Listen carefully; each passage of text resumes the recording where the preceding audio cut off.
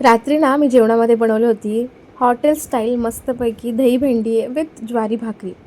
आता हे सगळं होण्याच्या आधी दुपारचा एक छानसा किस्सा सांगते.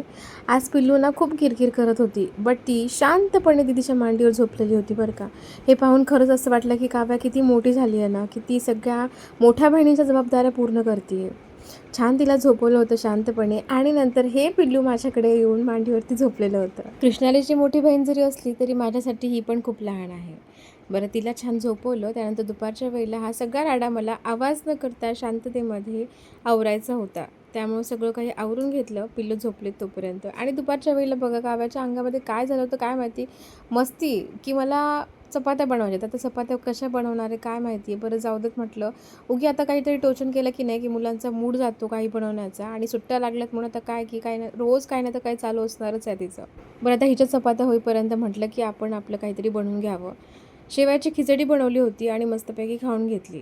पण आता काव्याच्या चपात्या व्हायला किती वेळ आय डोंट नो. पण तिला चपात्या जमल्या नाहीत आणि इथे बघा तिचं रडणं चालू आहे आणि पिल्लू मस्त खदखदून हसते तिला बघून. कसं तिला समजावून सांगितलं की असू देत, पहिला प्रयत्न होता, इट्स ओके. त्यानंतर संध्याकाळी चहा घेतला आणि पिल्लूला छानपैकी रेडी केलं, कारण आम्हाला जायचं होतं भाज्या वगैरे आणण्यासाठी. बरं, आता भाज्यांमध्ये मस्तपैकी मँगोज आणले होते, फ्रेश फ्रेश मँगोज आलेले आहेत मार्केटमध्ये. सो त्यानंतर रात्री बनवली होती दही भेंडी. रेसिपी हवी असेल तर मला कॉमेंट करा.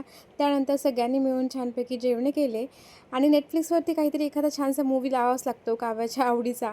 त्यानंतर रात्रीचा हा राडा बघितला की अंगाला कसं तरी होतं, कारण आता रात्री जेवण झाल्यानंतर काहीही करायला नको वाटतं. हेडफोन लावले, सगळं काही आवरून घेतलं आणि त्यानंतर काढा बनवला. आता हा काढा ना, ॲसिडिटी मला हल्ली खूप होत आहे, त्यासाठी मी बनवते. आणि that's it for today's blog. Bye bye.